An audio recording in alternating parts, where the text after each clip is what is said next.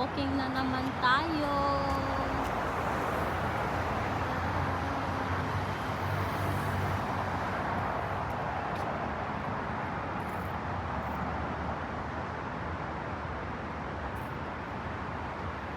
Medyo humid ngayon.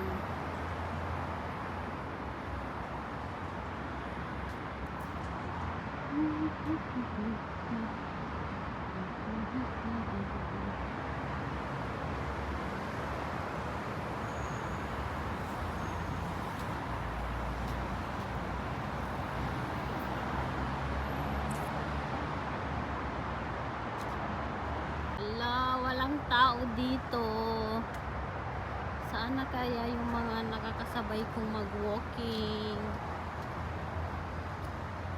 Walang katao-tao. Alam nyo guys, doon sa amin, maalala ko noon yung pinapasukan naming park, binabayaran ng 15 pesos. Pero dito sa Qatar, maganda yung park dito, may mga walking area, tapos free lang siya. Ayan. God.